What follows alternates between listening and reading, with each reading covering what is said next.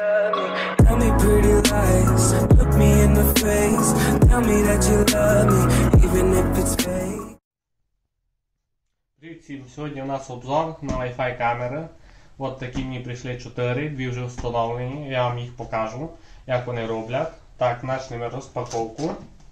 От у нас прийшли всі в таких коробках. Вони се підключають до самого роутера. От і брошурка самих камер. Так, от сама камера.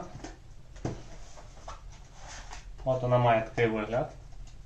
Так вона се кріпить. Ну і підключається до блока питання.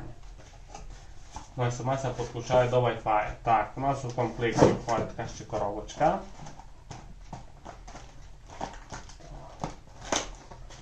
В коробці у нас інструкція до самої камери. Блок питання. І така наклеєчка, бо видно де вертіти у стіні вже. Ну і на самий інтернет, що ви кабелем підключаємо. І самі змождинка. Зараз я вам покажу, як її додати. Нам понадобиться от така програма. Я ссылку на неї поставлю в описанні, заходьте на неї. Тут у нас, як ви бачите, з боку камери є QR-код. Його потрібно в програмі отсканірувати.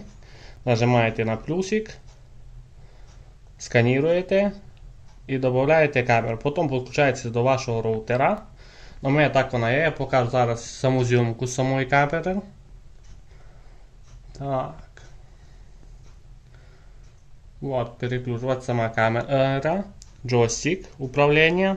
Можна нажати назад. І після того ти можеш говорити.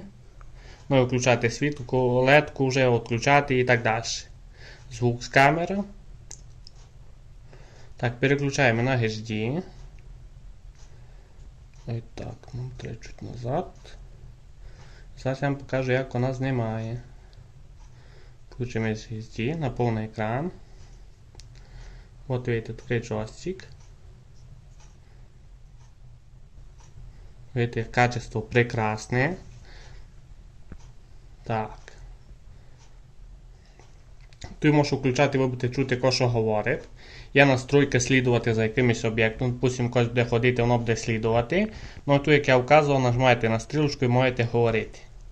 Ось така камера прекрасна. У неї йде флешка на 128 ГБ. Ну і все остальне. Все просто шикарно. Так, дякую за просмотр. Підписуйтесь на канал і ставте лайк. Пока-пока.